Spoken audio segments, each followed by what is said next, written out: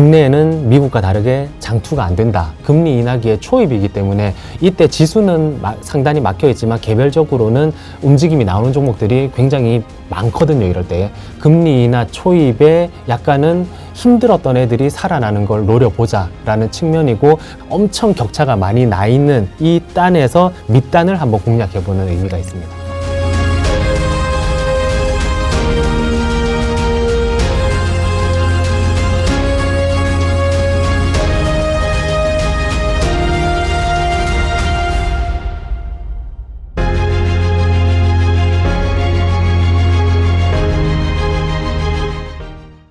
해무 반갑습니다. 오늘은 김경준 부장님 다시 모셨습니다. 부장님 반갑습니다. 네, 반갑습니다. 연휴간 잘 쉬셨나봐요. 얼굴이 더 좋아지셨어요. 네, 살이 포동포동 올랐습니다. 바로 직전에 살 뺐다고 좋아했었는데 아, 맞네요. 막 곤란합니다. 아, 맞네요. 아, 그때 저희 계좌는 불릴지언정 살은 다이어트 하시겠다. 그렇죠. 일단 먼저 선행으로다가 선행 지표 살부터 일단 올려놓고 왔습니다. 네, 주식 올라갔잖아요. 그러니까요. 네. 그러면 부장님 살이 계속 쪄야 되는 거를 기대해야 되는 건지. 겨울에는 파카 입고 여기서 이렇게. 아무튼 요즘 그래도 너무나 다행히 추석 명절 이후로 시장이 좋아서 네. 참 다행인 것 같습니다. 앞으로의 시장도 계속해서 좋아질 것인지, 만약에 또 좋아진다면 우리가 어느 주식에 좀 더 집중해 봐야 되는지 오늘도 부장님이랑 또 낱낱이 한번 살펴볼 텐데, 오늘 특별히 PPT 자료를 엄청나게 준비해 주셨거든요. 여태는 제가 말로만 이렇게 했었는데 그러면 이제 뭐 그 입력이 또 그냥 여기에서 갔다가 여기로 흘러듣는 경우가 많고, 이 뇌에 딱 새겨지는 거는 조금 미흡할 수 있기 때문에 자료를 조금 많이 준비를 챙겨왔습니다. 네, 진짜 오늘 이거 보세요. 여러분들 엄청나게 많습니다. 이 많은 자료를 이제 준비하신 만큼 오늘도 알찬 또 인사이트를 저희에게 또 나눠주실 것 같은데, 기대해 보면서 또 부장님한테 여러 가지로 한번 배워보도록 하겠습니다. 처음으로는 그럼 시장 얘기 먼저 해볼까요, 부장님? 요즘에 사실 우리가 연휴 전까지만 하더라도 시장에 불확실성 요인들이 참 많았잖아요. 네. 뭐 엔캐리 트레이드 청산도 그렇고, 뭐 경기 침체 우려도 그렇고, 여러 가지로 굉장히 많은 불안 요소들이 있었지만, 그래도 지나고 보니까 좀 잘 해소된 것 같다라는 느낌을 받아요. 부장님께서 어떻게 보시나요? 지금 일단 이게 나중에 뒤에 자료가 나오겠지만 침체를 가지고 다 각각 다른 지표를 보고 침체다 아니다를 논쟁도 조금 있었고, 그리고 같은 지표를 보더라도 침체 경착륙론자와 뭐 연착륙론자가 이제 의견이 다르다거나 이런 쪽으로 갈렸었는데, 약간은 이제 이쪽으로 손을 조금 들어준 이제 나아지는 모습으로. 하지만 제가 큰 그림상에서는 뭐 대선 전까지는 민간 투자하고 그 이제 정부 투자가 약간 대선 이후에 다 이연됐던 게 한꺼번에 또 발휘되는 측면이 있기 때문에, 이때는 약간 공백기다 해가지고 조금 방어적인 전략을 취하자라고 했었었고, 그게 이제 이전 추석 이전까지 들어맞았다가 지금 이제 급격하게 지수라든지 개별 종목단의 움직임이 나오는데, 그걸 어떻게 해석해야 되는지 또는 조금의 미세 변화가 또 있는 건 아닌지 그거 한번 체크해 보도록 하겠습니다. 그러면 준비한 내용들 한번 순차적으로 살펴보겠습니다. 네, 이제 최근 불안 요소들이 그 이전에는 엔캐리 트레이드의 쏠림이 있었고, 그 쏠림이 레버리지 쪽으로 빅테크 쪽으로 갔었는데, 정확하게 이 왼쪽 그 지표를 보시면 달러 엔화와 나스닥 지수가 동조화가 이렇게 진행되고 있는 모습을 보이고, 그게 우측 쪽에 보시면 필라델피아 반도체 지수라든지 나스닥 쪽에 뭐 상관계수가 굉장히 높았죠. 그리고 이제 그 이후에 우리나라는 어떤가를 살펴봤을 때 달러엔과 코스피 역시 상관지수가 굉장히 높아졌었습니다. 그리고 제가 이때 그 이전에 제가 나와가지고 140엔을 이제 중요하게 보자라고 했던 그 포인트들이 지금 우측 이제 그래프를 보시면 21년도 이후에 유동성, 글로벌 유동성 자체가 파란색인데, 글로벌 유동성의 증가와 이제 엔캐리 트레이드 자금 자체의 그 증가가 동조화되고 일치했거든요. 그런데 이때 출발 지점의 달러엔을 살펴보면 110에서 120엔 사이였어요. 그리고 이제 그게 풀리면서 그 글로벌 유동성이 같이 빅테크 쪽으로 들어갔다. 그래서 개별 쏠림이 뭐 M7 쪽이라든지 나타났다. 이렇게 보시면 되시거든요. 그래서 달러 N이 110에서 120을 뚫고 올라가자 이제 글로벌 유동성도 같이 증가했고 그게 뭐 빅테크 쪽으로 갔었는데 다행스럽게 그 이전에 말씀드렸던 140엔을 안 깨고 내려갔기 때문에 지금 증시에서도 조금은 안정적인 모습을 보여주고 있습니다. 네. 그리고 이제 최근 들어가지고 미국 경기 침체 이슈가 나왔었는데 당연히 이제 침체가 발생하면 주가가 안 좋을 테고 실적 개선과 뭐 침체 발생이 안 된다라고 하면 이제 주가가 당연히 이제 우상향을 보이는 모습인데 최근에 우측 그래프를 보시면 미국 경기 서프라이 지수 이게 뭐 지표들이 여러 개가 나오는데 그게 이제 예상치를 상회하느냐 뭐 하회하느냐에 따라 가지고 이 도표가 딱딱딱 찍히는 거거든요. 네네. 그렇기 때문에 계속 최근 들어가지고 3분기 내내 이게 예상치를 하회했었었는데 드디어 이제 턴을 하는 모습을 보이면서 뭔가 예상치가 이제 긍정적인 움직임으로 좀 달성되는 모습을 보이는 게 아닌가 이런 뭐 안도감에 지금 주가들이 약간 다시 올라오고 있는 모습이죠. 하지만 이것도 약간 해석적인 차원의 이런 뭐 맹점들이 있거든요. 그런데 그 다음 번을 한번 살펴볼게요. 이게 보시면 경착륙 왼쪽에 보시면 경착륙 진영 그리고 오른쪽에서는 연착륙 진영 해가지고 경기 침체가 온다는 쪽에 의견을 보면 장단기 금리 차가 이제 파란색 그래프인데 이게 금리가 역전이 됐다가 올라간다. 이제 정상화가 되면 경기 침체였다. 그리고 실업률이 저점 대비해가지고 1%씩 증가한다라고 하면 저점 대비 상승을 1% 이상 했다라고 하면 경기 침체다. 그렇기 때문에 이런 부분들이 이제 겹치는 이 구간에서는 다 경기 침체인데 지금도 이제 거의 거기에 뭐 맞물려 있다라는 게 경착륙 진영의 이제 데이터 통계들이고 반면 이제 우측을 보시면 뭐 무슨 소리 하느냐 AI가 고공행진을 하고 있는데 이렇게 IT와 플랫폼 쪽에 실적이 잘 나오지 않느냐 그리고 예전 같은 불과 얼마 전만 하더라도 이런 물가 지표가 중요했다라고 했고 시장이 물가만 잡히면 괜찮다라고 했는데 지금 와서 또 다른 얘기들을 하느냐 이렇게 각각 다른 지표를 자기들한테 유리한 쪽을 끌고 와가지고 해석하는 경향이 있거든요.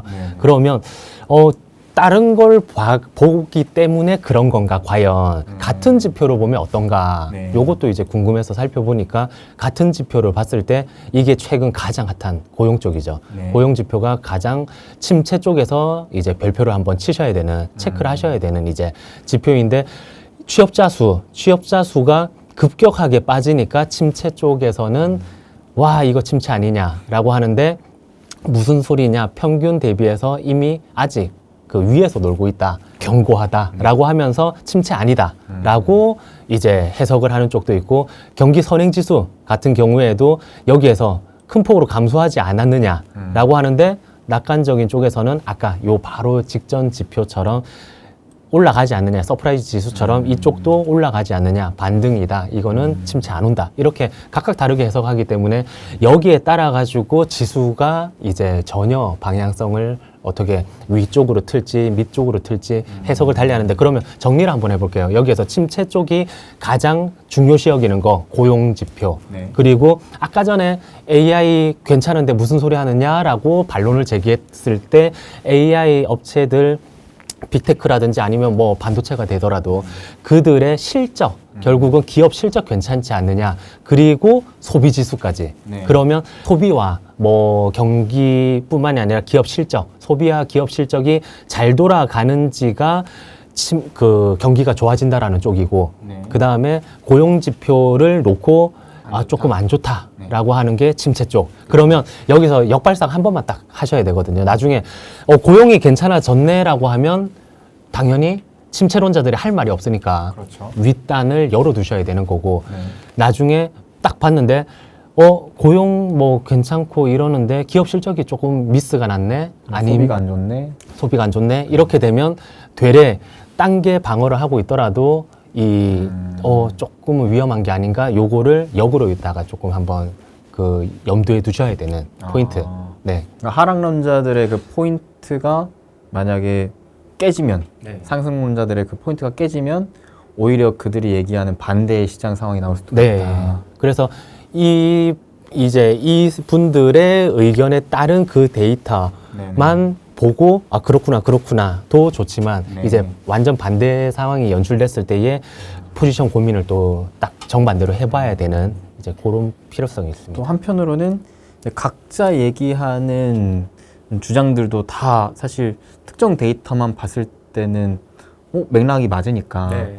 방향성이 또 한쪽으로 틀어가기에도 좀 힘이 붙이는 상황. 그렇죠, 그래서 그렇죠. 지금은 크게 빠지지도 크게 오르지도 않고 계속 지지부진한 상황이 좀 이어지고 있다라고 해석하고 계신 거네요. 아직은 결정이 안 났고 그래서 한쪽만 의견만 계속 들으면 세뇌당하거든요 저희가. 아, 네. 그래서 굉장히 뭐 비율 조정도 잘 하셔야 되시고 그래서 한번 준비해 봤습니다. 그리고 결론적으로 이제 침체가 아닐 경우를 저희는 대비를 해야 되고 네. 증시가 갑자기 오를 경우를 대비를 해야 되기 때문에 그랬을 경우에 이제 향후 아까 6개월 동안에 평균 17% 정도 이게 언제 실적이 좋은데 금리 인하를 할 경우에 이제 이런 식으로 움직임이 나왔기 때문에 저희 같은 경우에 그러면 금리 인하 오케이 했고 속도 조절에 대한 부분은 체크를 해야 되겠지만 앞으로 이 실적단 이걸 개별을 봐야 되는데 그러면 이제 금리 인하에 따라 가지고 금리 인상기 때 실적이 안 좋았는데 다시 좋아지는 애들도 있을 거고 네. 여전히 계속 지속적으로 좋은 애들도 있을 거고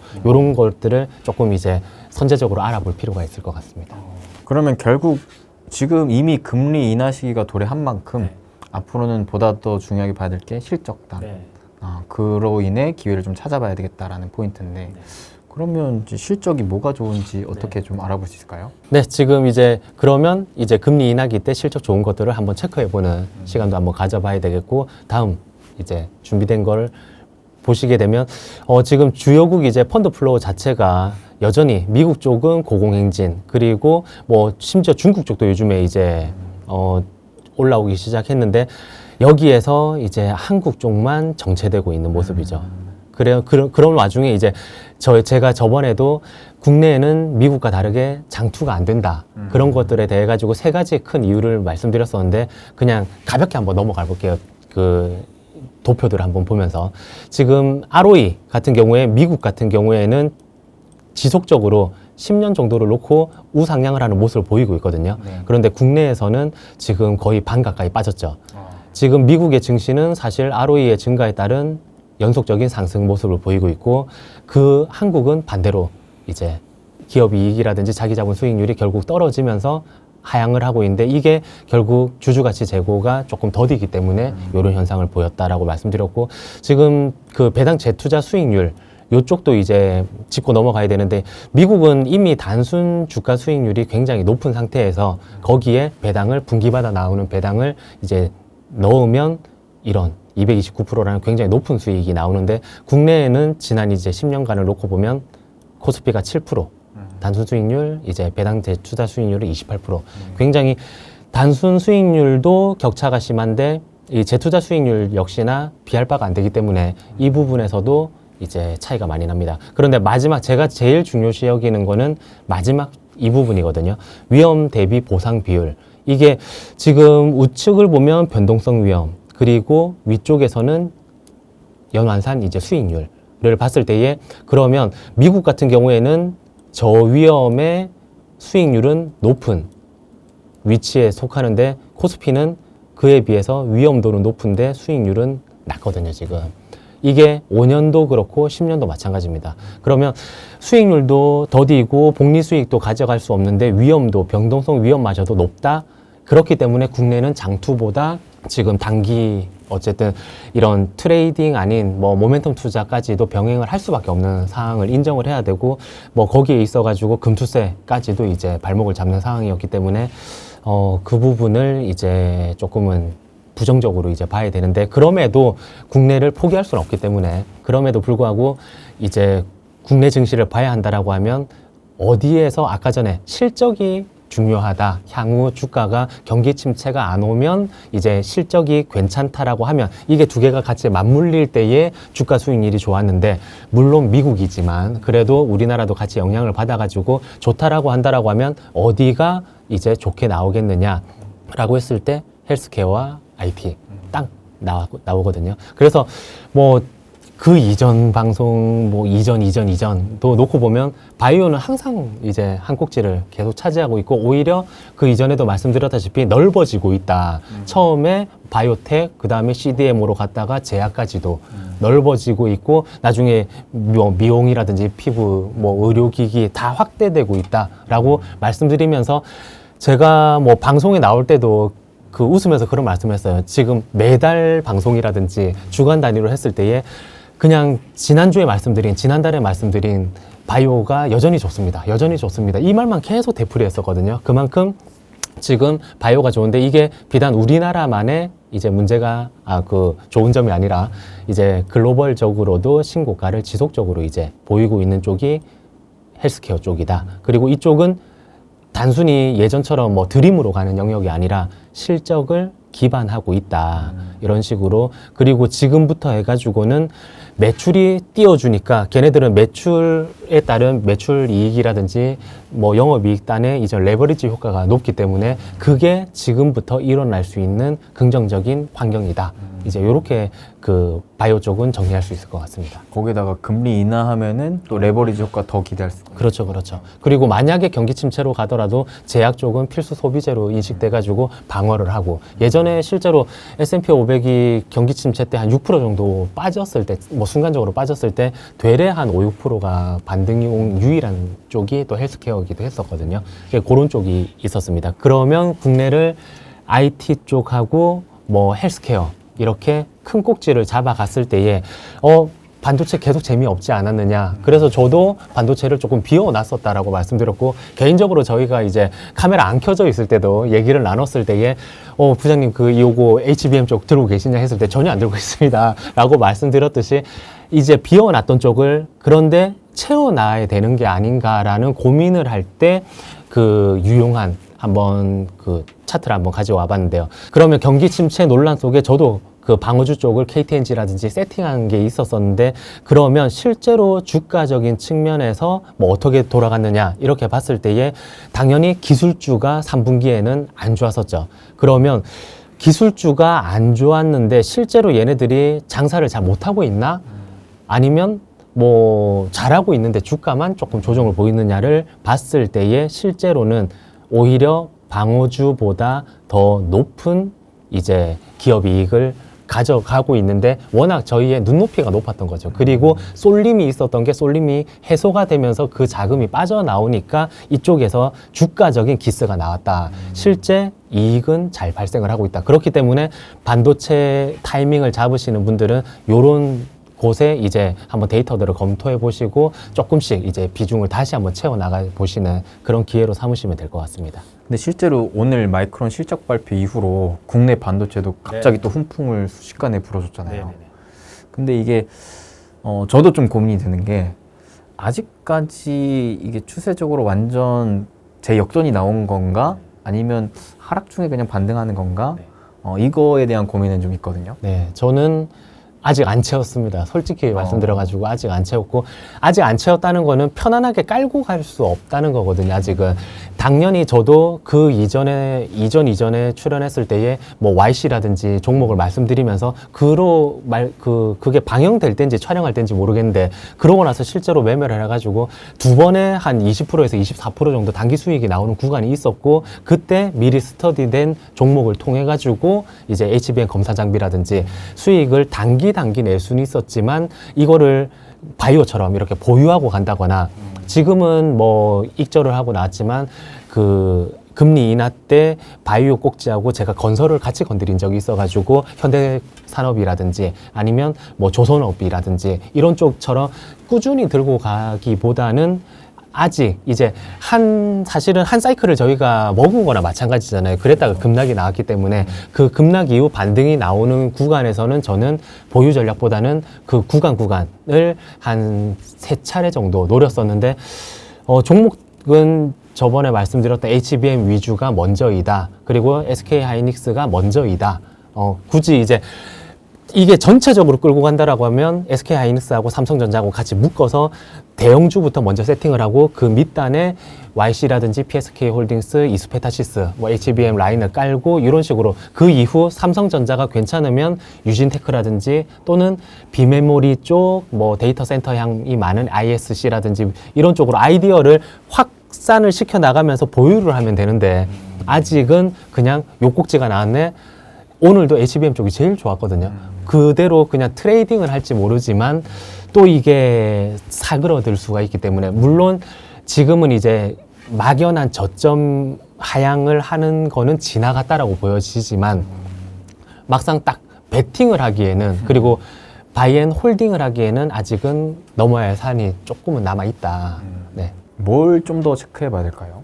지금은 사실은 HBM 쪽은 뭐 그 쭉 앞으로 25년도까지 괜찮은 섹터임에도 충분한데 결국은 자금적인 순환인 것 같아요. 이게 그 금리가 뭐 하필 인하됐다라고 하면 그렇지만 인하되면서 나중에 빅테크에 있던 뭐 엔캐리도 마찬가지지만 그 자금이 다른 쪽으로 퍼져 나가는데 그렇기 때문에 기존에 고밸류 영역에 있던 애들 또는 자금을 이제 머금고 있던 애들에서 나왔던 자금들. 그런데 지금 보시면 바이오가 만약에 전혀 안 간 위치예요. 지금 가정을 했으면.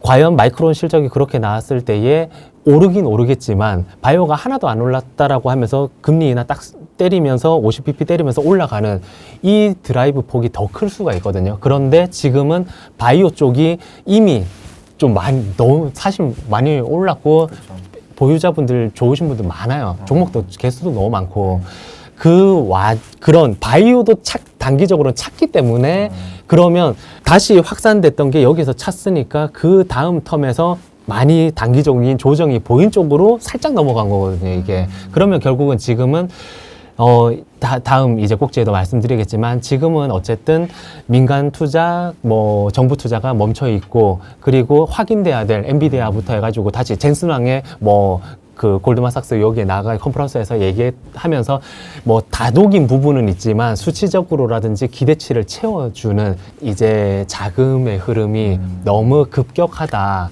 인 거고 여기에서 그러면 자금의 이동이 조금 진득해질 때에 우리가 주도주였던 애들한테 조금은 범위를 넓혀서 예전에 제가 그 상반기 때 60%를 반도체로 채워놨었는데 지금 이제 1억 있으면 어떻게 하실래요? 해가지고 제가 말씀드렸을 때에 20에서 25% 채울 수밖에 없겠는데요? 라고 하고 나서 그 다음에는 비웠다고 말씀드렸었거든요. 그게 다시 채운다라고 하면 한 또 20% 오늘 제가 다른 직원분하고도 그 얘기를 나눴었는데 한 20%에서 25% 정도는 이제 채울 수는 있겠지만 뭐 그 이상은 전혀 좀 힘들 것 같다. 그런데 거기에서도 20%를 채우려면 한 종목에 다 집중되는 게 아니기 때문에 종목을 나누다 보면 개별 종목단의 이 비중은 얼마 안 돼요. 이게 유의미하지 않아요, 아직은. 그래서 입질 정도만 들어간다라고 보시면 되십니다.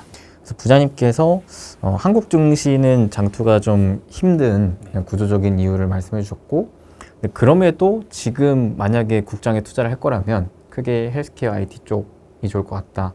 근데 제약바 헬스케어는 워낙 계속 좋았던 부분이어서 바이앤홀드 전략을 가져갈 수 있겠지만 이제 IT 그중에서도 반도체는 지금 당장 뭔가 다시 비중을 공격적으로 늘리기에는 좀 더 지켜봐야 될 산들이 있다. 이런 표현을 해주셨습니다.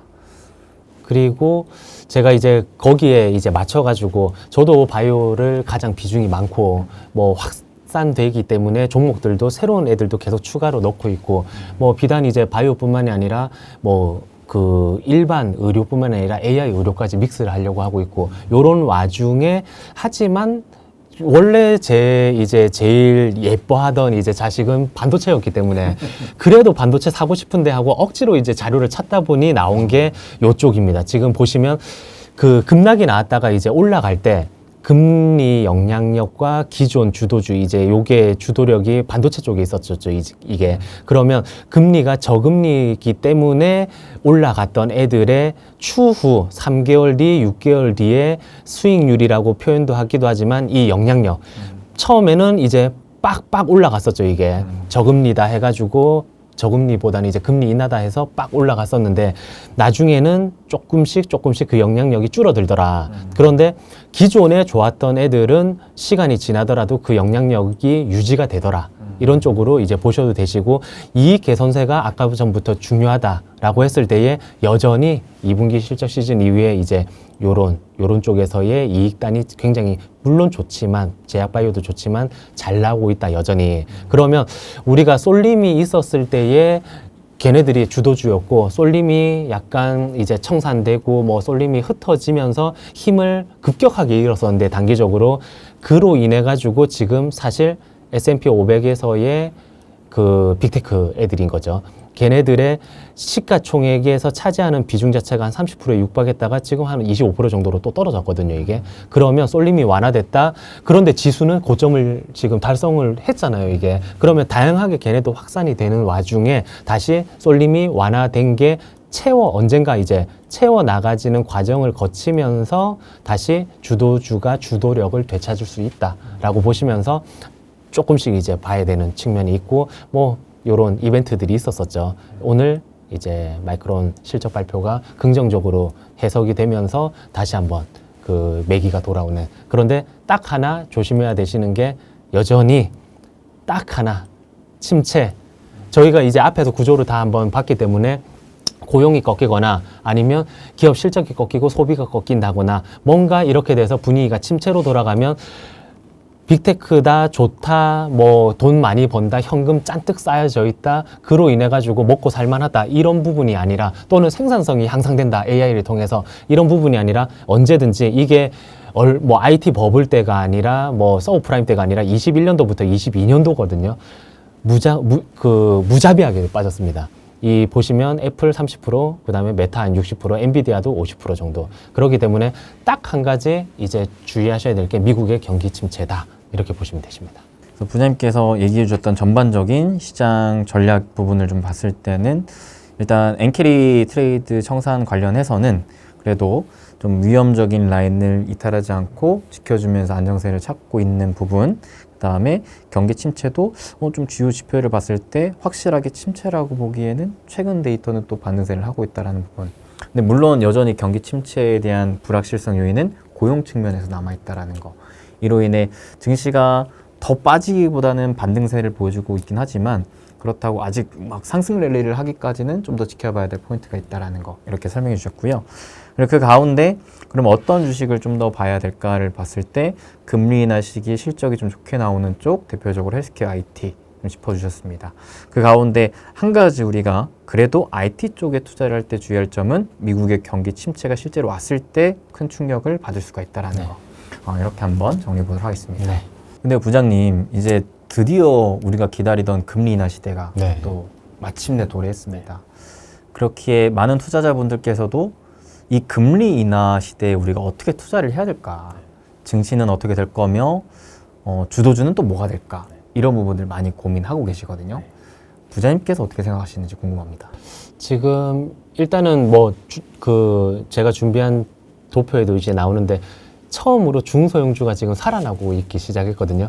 이게 아까 말씀드렸던 주도주 일부에 쏠려 있었던 자금들이 이제 밑으로 조금 퍼지기 시작하는. 그런데 그 퍼질 때에 저희는 지금은 침체 위험까지도 고려한 투자를 해야 되기 때문에, 실적이 뭐 당장에 좋고 그 다음에 뭐 계속 좋고 이런 회사들도 좋겠지만, 그것뿐만이 아니라 밑에서부터 이제 턴어라운드를 한다거나, 뭐 여태까지는 금리에 좀 짓눌려 있던 회사들이 좀 나아지는 모습을 보인다거나, 이런 쪽도 뭐 스터디를 통해 가지고 신규 상장이 됐든, 아니면 계속 차트상으로 봤을 때는 전혀 움직임이 없었었는데, 뭔가 이제 공부를 해보니까 지금부터는 좀 주목해 봐야 되겠다 하는 점들을 조금 차근히 준비를 하시고 타이밍에 맞춰가지고 매매를 꼭 임해 보셨으면 좋겠어요. 지금 도표에서 보이시는 이제 뭐 섹터라든지 스타일별 수익률에서 국내 같은 경우에도 뭐 중소형주라든지 성장주 쪽의 수익률이 좋았었는데, 지금 이게 월드 쪽, 미국 쪽을 놓고 봐서도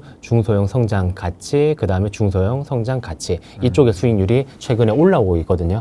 확실히 그렇죠. 중소형주 쪽의 분위기가 살아나고 있네요. 네네네. 그래서 뭐 아주 큰 종목들을 꾸준히 들고 가도 되지만 지금은 여기에서 로테이션이 일어났을 때에 일부는 이게 본인 성향에 맞출 거예요. 그게 공격적이다라고 하시는 분들도 무조건 이쪽으로 가면 안 되고 당연히 한 40% 정도라든지 굉장히 공격적이더라도 40% 정도는 좀 큰 종목이라든지 주도 섹터 그리고 당일을 재미가 전혀 없는데 보유를 하고 있으면 안정감이 느껴지는 쪽에 포진을 좀 해놔야 되고 나머지 한 50, 60% 정도를 이제 이런 중소형주에 맞춘 스타일 투자를 해도 되는 거고 만약에 조금은 이제 그 보수적이시다라고 할 경우에도 이게 하워드 박스도 그러더라고요. 그 굉장히 이제 그 펀드 매니저가 뭐 지수가 오를 때에 동일하게 오르고 지수가 빠질 때에 동일하게 빠지고 이런 사람이 있는가 하면 지수가 오를 때에 더 먹고 빠질 때에 덜 빠지고 이런 사람도 있고 당연히 덜 먹고 덜 이제 더 빠지고 이런 케이스도 있겠죠. 그런데 여기에서 그 뭔가 가치를 우리가 부가가치를 창출하기 위해서는 무조건 방어적이면 안 된다라고 이제 또 말씀을 하시더라고요. 그런 측면이 있기 때문에 뭐 무조건 현금 방어주 그다음에 굉장히 밑자리에 있거나 아니면 안 움직이는 종목이라든지 실적만 잘 나오고 멈춰있는 종목들로 세팅하기보다는 그래도 지금의 이제 말씀하셨던 금리 인하기의 초입이기 때문에 이때 지수는 상단이 막혀 있지만 개별적으로는 움직임이 나오는 종목들이 굉장히 많거든요. 이럴 때. 그렇기 때문에 이럴 때에 뭐 다음번에 손익비 개념도 챙겨드리겠지만 손익비가 나오고 실적이 나오는데 주가적으로나 수급적으로 빈집이다 하는 종목들이 갑자기 튀기도 하고 윗구간에서 특정 섹터들이 수익률 게임을 하기 때문에 한 그 보수적이더라도 7대3 정도는 이제 3 정도의 비중은 개별 종목의 로테이션이라든지 매매에 임해 보시면 좋겠다. 네, 그런 생각이 듭니다. 사실 그게 대다수의 개인 투자자분들이 좋아하시는 투자 스타일이잖아요. 네. 이 중소형주 되게 가벼우면서도 통통 튀는 종목들임에도 불구하고 바닥에서 새롭게 올라가는 주식들. 네. 딱 봤을 때 부담 없는데 하이 리턴을 좀 기대할 수 있을 만한 그런 기회들이 지금 되게 많이 보여지고 있다라는. 이제 앞으로 열릴 거다. 네. 그리고 저번에 이제 말씀드렸지만 지금 뭐 금리 인하 하면 저는 뭐 풍력 쪽을 바라봐라 라고 말씀드렸고 뚜렷하게 이제 역의 상관관계를 가지고 있거든요. 금리가 올라갔을 때에 이쪽이 빠졌고 풍력 쪽 ETF입니다. 빠졌고 금리가 이제부터는 내려가는 모습을 보일 때에 이쪽이 올라갈 거다인데 이게 이제 이전 자료를 제가 가지고 왔기 때문에 그 이전에 방송했을 때 가지고 그때는 말로 표현했었고 네. 지금 자료를 이제 첨부를 해드렸는데 그때 이제 CS 윈드만 보면 된다라고 말씀을 드렸고 종목 개수가 별로 없긴 한데 그쪽이 가장 탄력적이고 실적적으로도 우수하거든요.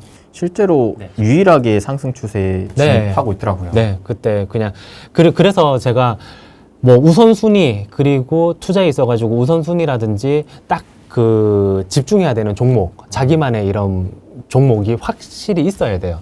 그러니까 뭐 지금 오늘 오르고 내일 오르고 이게 중요한 게 아니라 저도 반도체다 이러면 어떤 틀에 의해 가지고 구조를 잡고 바이오다 이러면 처음에는 시가총액 무조건 1조 이상 되는 기업들을 봐야 된다라고 세팅을 했었고 확산되는 모습 그 사이사이에 탑픽만 세팅을 하더라도 종목수가 엄청 많거든요 이게. 그렇기 때문에 풍력이다 해가지고 풍력 내에서 온갖 것들 다 돌아가면서 그 저속한 표현인데 발라먹으려고 하시면 안 되시고 그냥 그 갈 때 핵심이 되는 애 그날 안 갈 수도 있어요. 그런데 그런 애들이 수급이라든지 아니면 그런 공부를 통해 가지고 나오는 엣지들이 보여지는 부분들이 있다라고 하면 그쪽으로다가 조금은 그 집중해 가지고 우선순위 종목들을 집중해서 매매를 해보셔라 라고 이제 권해드립니다.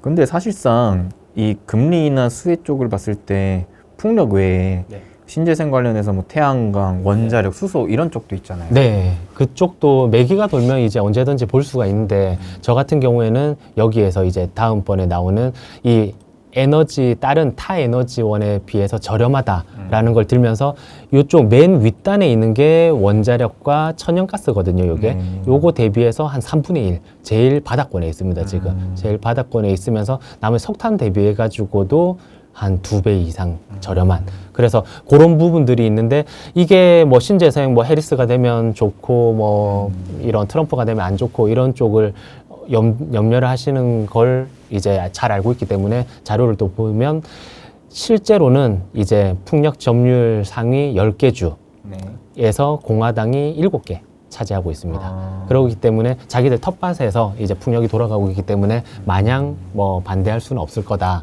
그러면 이제 금리 인하에 따라 가지고 중소형주로의 확산과 뭐 신재생 말씀하셨던 다양한 쪽에서의 이게 또 풍력을 저는 전부터 제일 밑단 꼭지에서 말씀드렸었는데 오늘 하필 촬영 일자에서 고점으로 여겨가지고 다 지난 거 말하는 거 아니냐라고 할 수도 있잖아요. 그렇죠. 그런데 그걸 다 떠나서 이제 주가가 찼어요. 바이오도 찼고 뭐도 찼어요.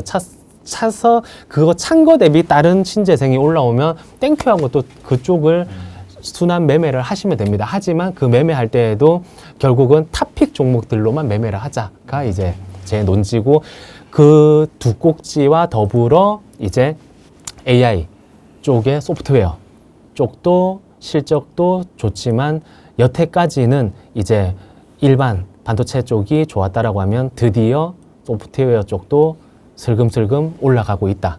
이쪽도 봐야 된다. 여태까지는 하드웨어 중심이었다. 실제 실적이 나오는 거네요. 그렇죠, 그렇죠. 네. 이제부터는 사실 AI가 처음에 딱 주식시장에 핫했을 때는 소프트웨어 먼저 빡 올라갔잖아요. 그러다가 그때는 기대감의 영역이었으니까.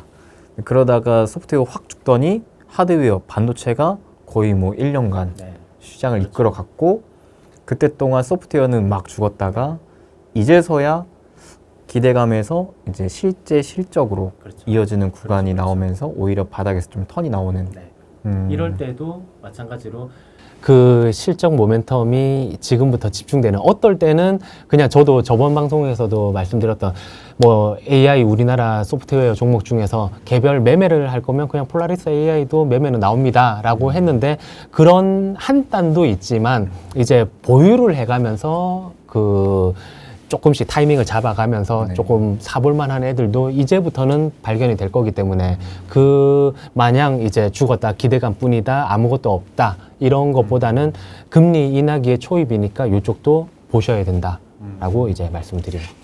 근데 사실 우리나라가 그래도 AI 분야의 하드웨어, 반도체, HBM 이쪽 분야는 뭐 글로벌리 영향력을 주곤 있지만 소프트웨어는 글로벌로 봤을 때 많이 약한 게 사실이잖아요. 그렇죠, 그렇죠. 그래서 뭐 이제 재료가 되는 약간 내용적으로 붙일 수 있는 글로벌에서 뭐가 핫한데 우리나라에 유사한 게 뭐가 있을까? 뭐 의료 AI이기 때문에 그쪽에는 뭐가 있을까? 뭐 이런 쪽으로 약간 관련 테마주로 봐야겠네요. 아직은 성격이 그렇습니다. 왜냐하면 또는 지금은 여전히 뭐 B2B 쪽에 아직은 B2C로 확대가 안 됐으니까 뭐 그 킬러 앱도 없고 그렇기 때문에 여기에서는 대기업 위주라든지 아직 여전히 뭐 엠로는 대기업 위주고 뭐 다른 삼성 SDS라든지 뭐 일반 기업들도 있고 아니면 공공 쪽 특정 뭐 경찰청이라든지 소방청 병원 요런 데다가 B2B로 탁 해버리는 애들도 있고 그런데 그게 B2C까지 넘어가는 데는 시간이 제법 많이 걸릴 거고 하지만 그 딴에서 그 성장률이 나오든 아니면 결국은 수출 모멘텀 요 한 꼭지를 살펴보시면서 여기에 국내에서만 아둥바둥 하는 게 아니라 수출 모멘텀이 있느냐. 그런데 요거 살펴보실 때에 또 한 단계 더 들어가 보셔야 되는 게 기존에는 수출 모멘텀이 없다가 갑자기 생긴 애들이 있어요. 뭐 올해 말부터 그 협력사하고 진행을 한다거나 뭐 이런 식으로 여태까지는 국내에서만 잘했다가 또는 여태까지는 국내 병실만 이제 AI를 돌아가다가 이게 해외 병동으로 미국 쪽이라든지 딱 열리는 그런 타이밍적으로 이게 바이오가 원래 그랬었으니까 그런 타이밍 잡기에는 그런 것처럼 AI 소프트웨어도 그런 이벤트를 조금은 개개별로 종목별로 살펴보셔야 되십니다. 뭐 예시 종목이 있을까요? 예시 뭐 뷰노라든지 네, 나중에 나오지만 뭐 엠로 그리고 지금 주가는 최바닥인데 지금 셀바스 AI 같은 경우에도 나중에 뒤에 한번 다시 말씀을 드리겠습니다. 근데 부장님 이게 AI 소프트웨어 쪽을 만약에 우리가 투자를 할 거라면은 그래도 상대적으로 한국보다는 미국 쪽이 유리하지 않을까요? 네, 그렇게 생각하시는 게 뭐 저도 일부 동감을 당연히 하고요. 그런데 그쪽 같은 경우에는 시가총액이 엄청 큰 대형 쪽에서 이제 이미 실적이 나오고 있는 상황. 그게 뭐 글로벌 펀드 자금도 들어갔을 거고 개인 자금도 들어갔을 건데 지금 국내에 있는 애들은 전혀 지금 ETF가 몇 개 형성은 돼 있지만 아직은 그게 뭐 집행이 되거나 아니면 개인 단의 관심도 많이 사그러지는 측면이 있거든요. 그렇기 때문에 약간은 빈집을 공략하는 의미로 이제 들어가고 이게 아예 뭐 어차피 금리 인하 초입에 약간은 힘들었던 애들이 살아나는 걸 노려보자라는 측면이고 글로벌 단의 움직임을 동조해가지고 하지만 시가총액 비중이라든지 그 크기 자체 그리고 기대감 자체가 엄청 격차가 많이 나 있는 이 단에서 밑단을 한번 공략해보는 의미가 있습니다. 그럼 부장님 이게 전반적으로 좀 이 금리 인하 시대에 우리가 좀 봐야 할 종목군들이 되게 많은 것 같은데 한번 이 포트폴리오로 한 묶음으로 정리를 해주신다면요? 지금 기존 거랑 이제 바뀌는 거를 제가 따로 떼가지고 한번 말씀드릴게요. 기존에 저희가 433 전략을 펼쳤을 때 4가 주도주였었는데 반도체가 비워놨었죠, 저희가. 네네. 그리고 3이 뭐 바이오라고 하지만 사실은 금리 인하에 맞춰가지고 거기에 맞춘 이제 트레이딩을 했었고 바이오가 단기 기대 수익이 굉장히 당시에는 높았습니다, 이게. 그리고 뭐 나머지 3은 처음에는 이제 단기 매매 위주로 돌아가면서 섹터 순환매를 하든 대선 트레이딩을 하든 뭐 사이버 보안이라든지 자율주행 쪽까지도 언급을 드렸었고 거기에서 이제 약간 침체라든지 뭔가 엔캐리 쪽이 휘청거리면서 방어주 쪽 전략을 펼쳤었죠. 그런데 지금 같은 경우에는 이제 새로 이제 433을 놓고 봤을 때 그러면 기존에 비워놨던 게 채워지는 거 아니야? 여기에 반도체가 들어가는 거 아니야? 라고 생각하실 수도 있지만 근본적으로 불확실성이 높고 변동성이 높은 장에서 그 확실한 미래, 금리 인하, 그리고 저희가 침체가 안 와야 된다, 뭐 침체가 그 오든 안 오든지 간에 기업 실적이 나와야 된다라고 봤을 때에 바로 이제 그 확실한 미래인 뭐 실적적인 부분 바이오 이거는 좀 깔고 가는 여기에서 차이점은 바이오 같은 경우에 중장기 기대 이게 아까 전에는 단기 기대 수익률이라고 표현을 했었는데 지금은 중장기적으로 바뀌었죠. 무조건 그냥 바이오 넣으세요 좋습니다 이게 아니라 그 이전에는 단기 수익이 높았기 때문에 공격적으로 이제 할 수가 있었었고 지금은 포트폴리오 차원에서 당장에 사고 한두 달은 지루할 수가 있는데 저 같은 경우에도 삼성 바이오로직스라든지 바이넥스 같은 경우에 여전히 이제 바이콜을 하고 있고 뭐 40% 50% 정도 수익권이지만 지금 그 딱 변화 하나가 삼성 바이오로직스 같은 경우에 100만 원 밑에서 제가 80만 원, 90만 원 이럴 때는 지금 오늘 신규 진입하셔도 됩니다라고 말씀드렸었는데 지금 위치에서는 100만 원 위에서는 신규 매수가 안 되거든요, 지금. 그렇기 때문에 그런 차이가 개개별로 있고 그래서 이거를 뭐 다 종목마다 지금은 언급 드릴 수가 없으니까 그런 뭐 타이밍적인 게 있고 사서 당장의 수익이 생각보다 안 날 수도 있지만 어쨌든 한 꼭지를 바이오 단이 있으면서 이거는 특정 섹터를 지칭하는 게 아니라 그냥 금리 인하에 맞춘 보다 안정된 변수 속에서의 이제 종목들을 4로 구성을 하고 3은 아까 전에 나왔던 중소형주로 매기가 돈다 하면서 이쪽 단에서 이제 AI 소프트웨어 말씀드렸었고 AI 의료 그다음에 뭐 IT 하드웨어 쪽에서는 OLED 쪽이라든지 나중에 AI 노트북 이런 쪽에 약간의 기대감이 있는 아직은 아니지만 이런 쪽을 3으로 한 꼭지 가져갈 수 있고 3을 특이하게 방어도 아닌 현금이라고 표현을 했어요. 이게 왜냐하면 나중에 보시면 지금 지금 같은 경우에 방어주 쪽에서 자금이 빠져나와서 IT 쪽으로 간다거나 이런 움직임이 보였었거든요. 그러면 향후에 특정한 애들로 채워놓으면 여기에서 빠져나가가지고 반도체가 올라갈 때 반도체가 채워질 거고 특정한 애들이 매크로가 안정이 되면 어떤 애들이 힘을 받을 때가 있을 건데 막연하게 방어주로만 세팅을 해두면 이 기회들을 놓칠 수가 있거든요, 이게. 그렇기 때문에 아예 조금 장이 흔들거린다라고 하면 현금 들고 있으면 되는 거고 저는 참고로 그 당시에 방어주는 이 손익비가 나왔기 때문에 방어주를 세팅을 한 거지 방어주보다 현금을 가지고 계신 걸 추천을 드려요. 차라리 방어주도 때려 맞아요, 이게. 잘못되면. 그렇기 때문에 현금을 가지고 있다가, 하지만 공격적인 현금이죠, 이거는. 불안해서 들고 있는 게 아니라 공격적으로 어딘가에 변화를 줄 현금. 그래서 반도체라든지 다른 쪽에 옮겨갈 수 있는 현금, 중소형주, 바이오, 실적. 이게 아까 전 윗단에서 긴 시간을 할애했던 설명에 다 부합되는 포트폴리오거든요. 그랬다가 그 언젠가 이제 4쪽에 반도체가 들어가고 또 순환주가 들어가고 그 예전 모습으로 조금은 더 편안하게 스윙을 할 수 있는 장이 올 수도 있지만 홀딩을 지금은 굉장히 중소형주도 매매라고 표현을 했고 뭐 바이오도 여태까지 다 올라왔는데 중소형주 이 장기 기대감이 있으니까 들고는 있자. 뭐 실적 좋으면 넣자. 어떻게 보면 약간 뻔하면서 재미없는 하지만 또 변동성은 노려야 되는 이런 포트폴리오가 어정쩡한 포트폴리오가 지금 마련된 셈이에요, 지금은. 하지만 이게 아예 전략 자체 큰 덩어리 전략을 안 짠 것보다는 낫기 때문에 한번 뭐 살펴보고 참고하시기 바랍니다. 제가 바로 어제 오늘 10월에 포트폴리오 어떻게 짜보면 좋을까를 생각을 해봤을 때 제 나름대로 1, 2, 3순위를 잡은 게 있거든요. 1순위, 2순위가 똑같아요. 제가 1순위가 제약바이오 헬스케어 잡았고 2순위가 AI 소프트웨어 잡았고 3순위가 근데 저는 현금이 아니라 저는 좀 더 경기 침체 우려를 생각을 안 하고 있는 입장이라 증시를 좀 긍정적으로 보는 입장이라 차라리 주식을 들고 있자 싶어서 저는 고배당주 생각했거든요. 금리나 수혜로 좀 더 안정성을 취할 수 있는 고배당주가 좋겠다 해서 1, 2, 3순위를 집었는데 1, 2, 2가 좀 비슷해가지고 역시나 또 공부 열심히 한 보람이 있다. 저도 마음이 놓이네요. 네, 좋습니다. 네, 부장님과 또 전반적인 시장에 대한 전략, 또 유망한 주식들 정리하고 있는데요. 앞서서 전체적인 10월에 맞춘 포트폴리오 전략까지도 설명해 주셨습니다. 근데 현재 금리 인하 시대가 도래함에 따라서 중소형주로 훈풍이 좀 불고 있으며 이제 바닥에서 되게 많은 기회들이 나오고 있다라는 표현을 써주셨는데요. 근데 우리 개인 투자자들이 가장 좋아하는 투자 매력도가 높은 주식이 바로 이런 주식이거든요. 네, 바닥에서 되게 탄력적으로 올라갈 만한 주식. 이게 굉장히 맛있거든요. 네.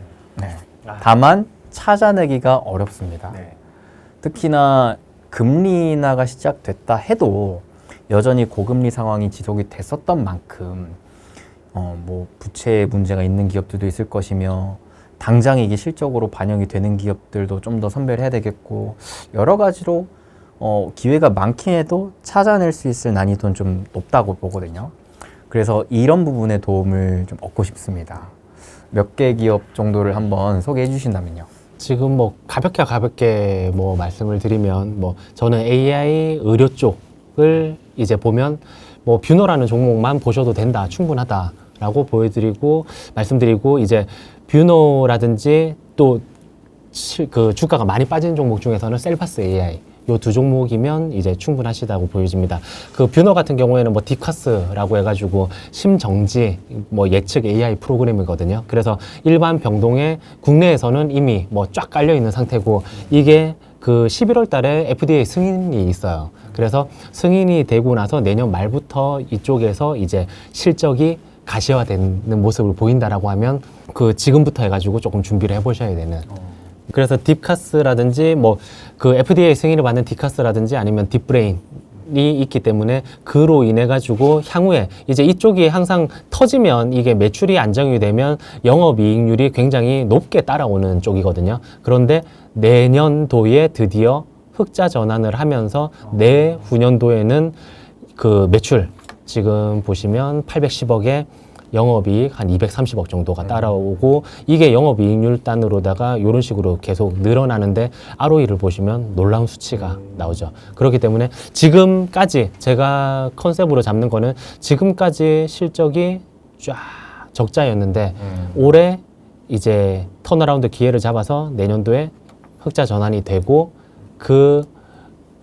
이제 실적단에서 아까 전에 말씀드렸던 영업 레버리지가 이제 확대가 되는 종목 중에서 이제 뷰노를 집중해 주시고 그리고 셀바스 AI 같은 경우에는 기존에 이제 IR 담당자분이 굉장히 냉소적이었었는데 10월 달에 예상되는 바로는 이제 작년에 인수한 메디아나를 통해 가지고 이쪽이 하드웨어, 의료 하드웨어 1위 업체인데 그쪽에다가 음성 AI를 심어 가지고 이제 뭐 의사와 환자가 나눈 대화라든지 아니면 소방차가 이제 지나가면서 긴급 수송을 할 때 안에서 뭔가 대화를 하면 그 음성이 다시 이제 기록적으로 병원 차트에다가 자동 기록이 되는 요런 쪽으로 그쪽 데이터를 이제 심는 건데 그게 국내에 머무르고 있던 게 이제 수출까지도 확대될 수 있는 뭐 그 밸류에이션 확장 구간의 초입에 있기 때문에 주가가 나중에 한 14,000원 정도 저점에서 회복을 하는 순간 한번 잡아보셔도 무방하실 거라 봅니다. 사실 저도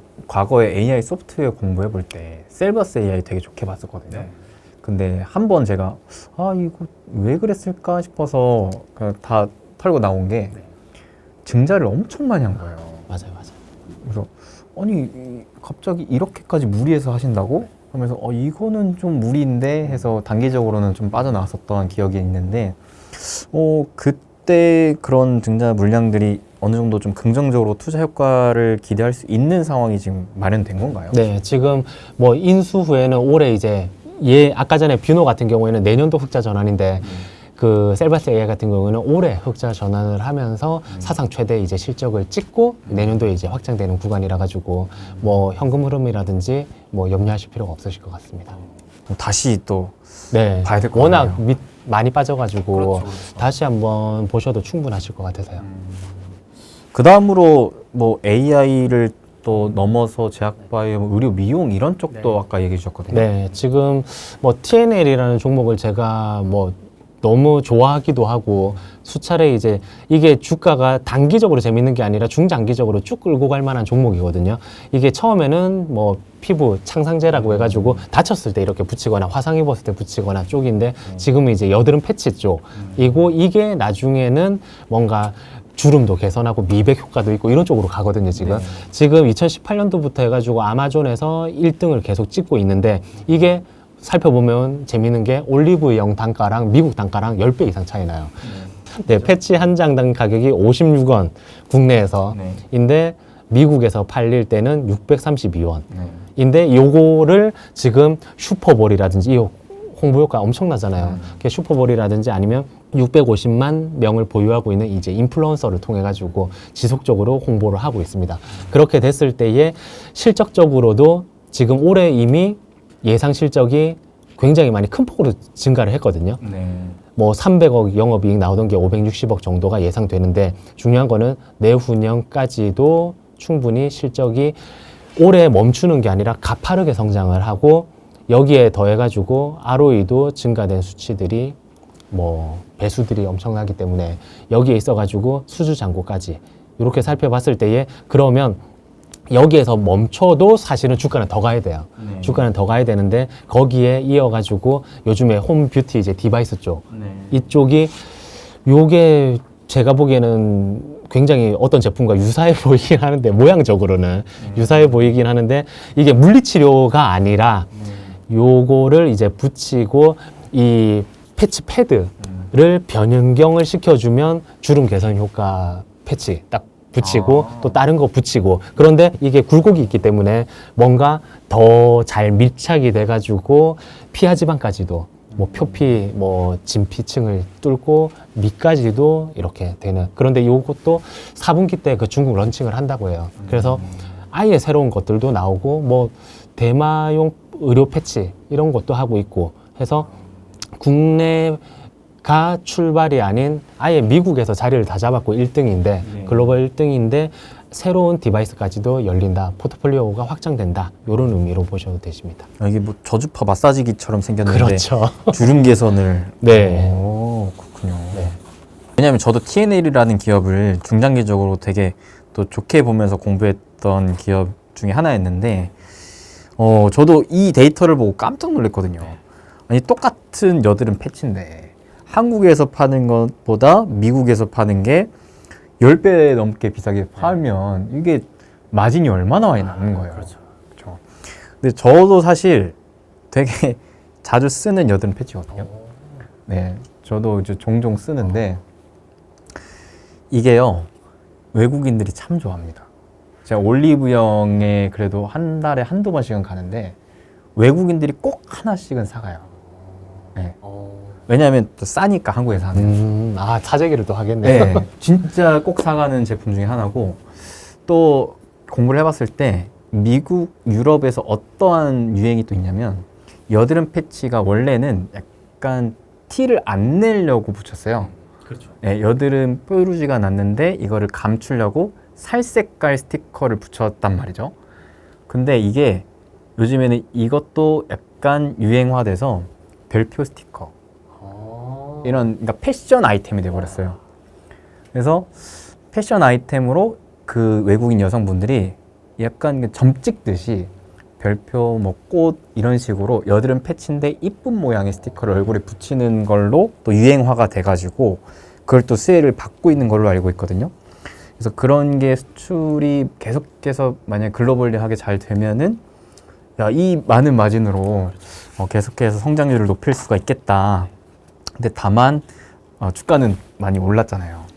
그런데 뭐 시가총액이 이익단 대비해서는 아직 뭐 갈 길이 워낙 멀기 때문에 그 중장기적으로 꼭 한번 저 같은 경우에는 이 표현이 사보시라는 말이 좀 그런데 보유를 하셨으면 좋겠어요. 저희 사방팔방 떠들고 있거든요. TNL은 꼭 사보셔라 하고 뭐 뷰노는 턴어라운드 하는 거 확인하고 그때 좀 세게 사보자 이런 식으로 그 전에 많은 종목들이 있었는데 다 저는 그 순간순간은 세게 얘기를 했었거든요. 그리고 팔 때는 또 강력하게 MDD라든지 뭐 이러면서 욕먹어 가면서 팔으라고 하기 때문에 그런데 지금 얘는 충분히 세게 사보셔도 되세요. 세게.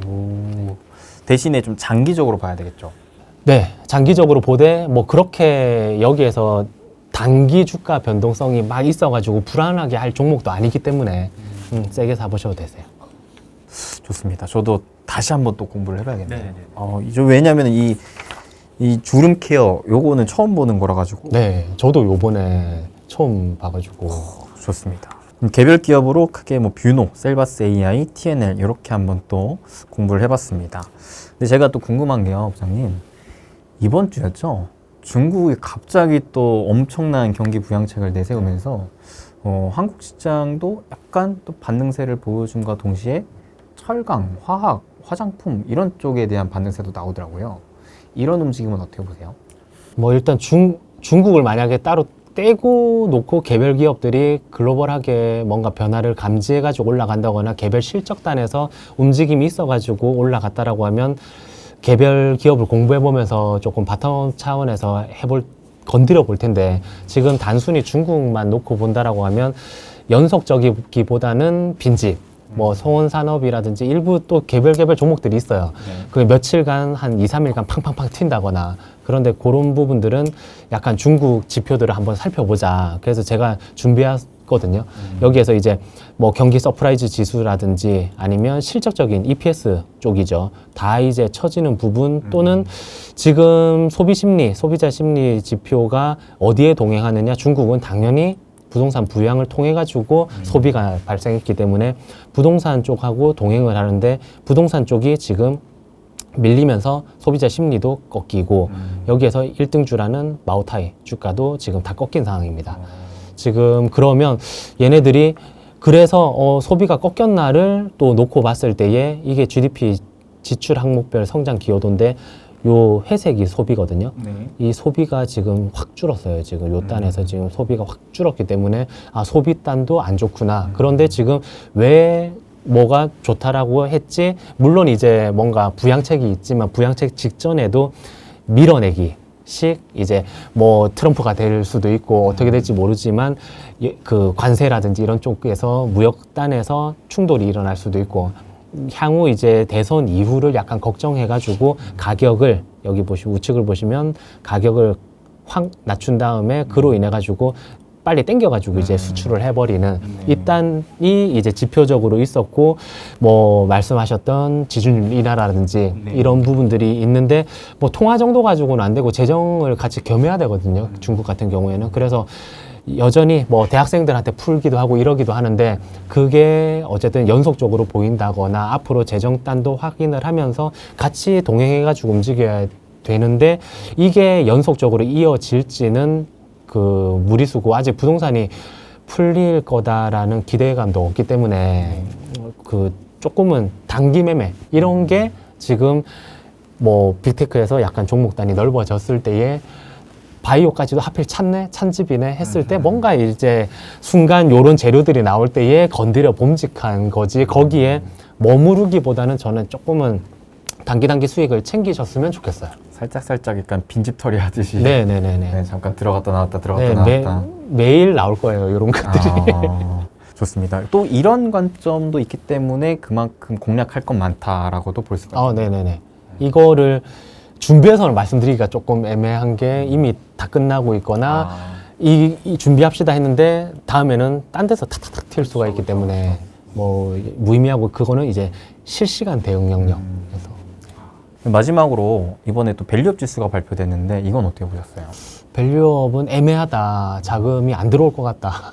그러고 밸류업을 많이 이용을 했고 밸류업을 좋아하고 뭐 연초에 이제 했을 때에 저도 현대차, 뭐 은행 같은 경우에 하고 그 이후에도 개별 기업단에서의 밸류업을 많이 챙겼었거든요. 그런데 요번에 이제 밸류업 딱 나왔을 때에 깜짝 놀랐습니다. 배당 수익률 2% 하회 종목들의 절반이 넘거든요, 지금. 배당 수익률이 아마 여기에서 제시한 수익률보다 코스피 200의 평균 배당 수익률이 더 높을 거예요. 그래서 배당 수익률도 기대치에 못 미치는데 배당 성량 20% 깜짝 놀랐거든요. 이것도 20% 미만의 종목이 과반을 넘어갑니다. 이게 뭐 30%, 40% 이것도 아니고 그리고 그에 따라 가지고 이제 여기에 이제 낮은 배당 성향과 낮은 배당 수익률의 종목들만 해놨는데 그러면 이거를 어쨌든 이렇게 가를 수 있게끔 해줬나 아니면 이게 PBR이 굉장히 싸고 저렴한가라고 보니까 PBR이 0.34만 있을 줄 알았는데 4초가도 이렇게 있고 엄청 많이 돼 있거든요. 그렇기 때문에 저 같은 경우는 최근 들어가지고는 그렇게 매매를 진행을 한 게 전혀 이제 예상 안 했다가 그 기업이 개별 기업 단에서 발표를 해가지고 그게 외국인 기관 매수를 같이 이끌면서 거래량이 터지면서 올라갈 때 그게 추세를 잡아버리면 단기적으로 한 1주에서 3주 정도 이 먹을 폭이 나오거든요. 한 24에서 60% 정도. 그런 구간들을 노렸었는데 이걸 또 지난 거 말고 앞으로 그러면 두 가지가 있겠죠. 전혀 기대 안 했던 애들이 또 발표를 하면서 주주가치 재고를 하는 쪽에 그 수급이 굉장히 중요해요. 외국인 기관 수급이 꼭 들어와야 돼요. 한쪽이라든지.